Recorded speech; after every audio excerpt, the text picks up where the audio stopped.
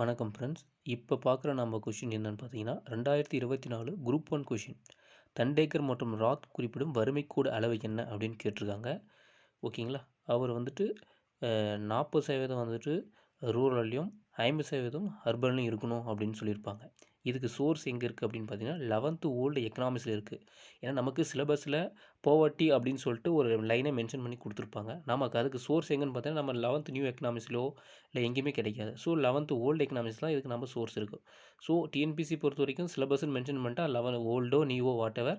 But அவங்க இப்போ கேட்க ஆரம்பிச்சிட்டாங்க. யூபிஎஸ்சி லெவலில் இருக்கிற புக்கில் இருக்கிற கூட கொஷினை எடுக்க ஆரம்பிச்சிட்டாங்க. ஸோ நாம தான் சிலபஸை சர்ச் பண்ணி அதுக்கு தகுந்த மாதிரி நம்ம படிச்சாகணும். ஸோ இது வந்து குரூப் 1ல் கேட்டிருந்த கொஷின். ஸோ அவர் எவ்வளோ ரெக்கமெண்ட் பண்ணியிருக்காரு அப்படின்னு பார்த்தீங்கன்னா கிராமப்புறத்தில் 40%, நகர்ப்புறங்கள் 50% கொடுத்துருக்காங்க. ஓகேங்களா. ஸோ இதுக்கப்புறம் இன்னொரு கொஷின் ஒன்று கேட்டிருந்தாங்க. இப்போ ரீசெண்டாக நடந்து முடிஞ்ச குரூப் 2ல் 2A அந்த கொஷின் பேப்பரில் 2024 நடந்த ஒரு 4 டேஸ் முன்னாடி நடந்திருக்கும். அதில் அவங்களுடைய போவர்ட்டியோட கொடுத்துருந்தவங்களே ஓஜா கமிட்டி, ஸோ இந்த பிஎஸ் மின்காஸ் கமிட்டி இவங்களெல்லாம் காலவரிசைப்படுத்த சொல்லி அப்படின்னு கேட்டிருப்பாங்க. ஸோ அது பார்க்கலாம் இருங்க. உங்களுக்கு அதுவும் காட்டுறேன்.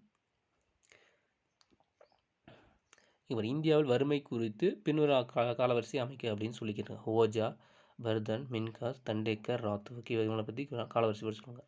ஸோ நம்மதுக்கு போவர்ட்டி நல்ல தான் ஓல்டு எக்கனாமிக்ஸ். ஸோ 2024 இந்த குரூப் 1 கொஷினை இந்த போவர்ட்டி எங்கேருந்து வந்துச்சு எப்படின்னு அப்படின்னு நம்ம அனலைஸ் பண்ணியிருந்து படிச்சிருந்தா கண்டிப்பாக கேண்டிடேட் இந்த 2024 வந்து அந்த 2A கொஷினை கண்டிப்பாக அடிச்சிருக்க முடியும். அந்த ராத் கமிட்டி கண்டிப்பாக. ஓகேங்களா.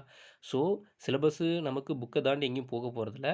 ஸோ சிலபஸ்ஸு இருக்கிறது புக்கில் தான். அது ஓல்டோ நியூவோ அதை நாம் கேதர் பண்ணி கண்டிப்பாக படித்தாகணும். ஸோ இது பாருங்கள், இப்போ கேட்டது குரூப் 2A கொஷின் அதே தான். குரூப் 1ல் தண்டேக்கர் அது எவ்வளோ ரெக்கமெண்ட் பண்ணார். தென் இப்போ என்ன பண்ணியிருக்காங்கன்னா அதை காலவரிசைப்படுத்த சொல்லி கேட்டிருக்காங்க. ஓகே, அவ்வளோதான்.